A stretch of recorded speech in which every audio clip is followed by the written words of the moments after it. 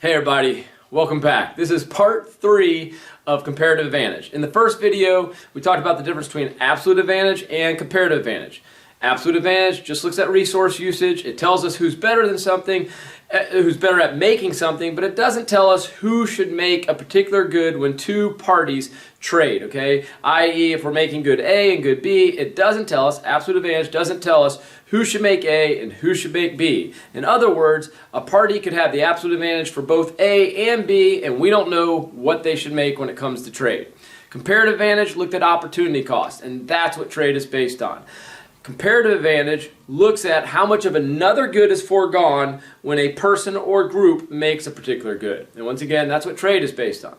In part 2, in video 2, we looked at a possible terms of trade based on the range of mutually beneficial trade terms. In other words, we found the range of mutually beneficial trade terms and we picked a possible terms of trade. In this video, we're going to look at a possible consumption bundle. To do this, we have to have already picked a possible terms of trade. And here's the possible terms of trade. One computer for 4 lines of code, 0.25 computers for 1 line of code. In other words, this is the same terms of trade, just written 2 different ways. If one computer is going for 1 line of code, then 1 line of code is going to get 0.25 computers. You have to know a possible terms of trade to figure out a possible consumption bundle. With all that said, let's go take a look at our graphs and let's go figure this thing out, okay? I've got Japan right here to start off with, and if they diverted all their resources to computers, they could make 300. If they diverted all their resources to lines of code, they could make 1,000. To make it simple, I'm going to say that without trade, now once again, focus on this, without trade, that if they use 50% of the resources to make computers, of course, they can make 150, okay, that's 50% of 300. And if they did, well, they'd still have 50% of their resources. So with that other 50% of the resources, if they made lines of code, they could make 500. And so, okay, that's just kind of right there, pretty close, close enough, all right? This dot right there is on their production possibility frontier. That is a possible production point. Remember, we want to get to a consumption point with trade. This dot is on the possibility frontier. It's a production point, a possible production point, and a consumption point without trade. But with trade, let's take a look at what their consumption bundle might be. So let me change markers here. I'm going to switch over to this one. So here's what I want to say. Japan, they've got the comparative advantage for computers. We saw that in the other videos. So how about if they went ahead and put all their resources to making computers? They can make 300 computers. Now, how about if they then went ahead and sold 150 of those computers? So if they sold 150 computers over to South Korea, how many lines of code could they get? Well, we know our terms of trade, 1 computer for 4 lines of code. So if they sell 150 computers, once again, they're going to make 300, sell 150. So if they sell those 150 computers, they're going to get 600 lines of code.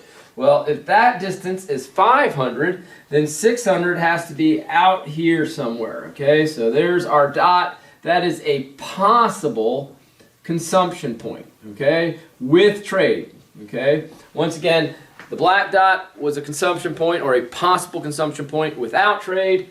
That dot, a possible consumption point with trade. However, that's only one part of what we want to do here. We also want to find South Korea's possible consumption bundle, okay?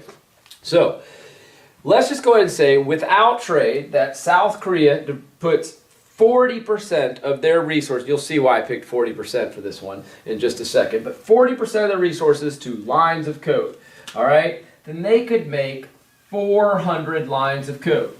Leaving them, oops, I don't like how I did that. Let me get rid of that for a second, make that a little bit straighter, all right? Leaving them with 60% of the resources. Well, if you do 60% of your resources against that 200, okay, you can make 120. So that would put them right here at 120 for computers. Let me say this again very quickly, okay? They're going to take 40%, okay, and I know it sounded arbitrary, and it kind of was, but you'll see why I picked that number. 40% of their resources to lines of code. They could make 400 lines of code. They'd still have 60% of the resources left. 0.6 times 200 gives us 120. That's on their production possibility frontier. It's a possible production point and a possible consumption point without trade. Let's see if they would do better, okay? So we already know, okay, that Japan is going to trade away 150 computers for 600, let me put that down, 600 lines of code. That means South Korea is going to have to give up 600 lines of code. So here's South Korea giving up 600 lines of code, giving them 400. Well, how many computers are they going to get? Well, like we just said, Japan's going to have to give up 150 computers to get 600 lines of code. So that's right, Japan's giving up 150, that means South Korea's getting 150. So that's going to put us right there, and we're going to call that 150. Now take a look at that. There's a possible consumption point, and that possible consumption point goes along with that possible consumption point for South Korea. Take a look at this. This is what's interesting. This is showing mathematically how trade is mutually beneficial for both parties. Once again, we're starting with a possible consumption point on the PPF without trade, but with trade, they both are able to consume outside their PPF. And you gotta say that's pretty interesting, because I kind of think if I would have shown you this graph at the beginning, okay, in part 1, and if I would have said, hey, if Japan is bounded by this PPF, and then they traded with South Korea, and once again, they're bounded production-wise by that PPF, and they traded with South Korea and they consumed out there, knowing that South Korea is bounded by this production line. That is a bell going off right there, and that's some other econ busters yelling no, but we're just going to keep shooting this guy. We're in a school building right now. That's going to happen from time to time.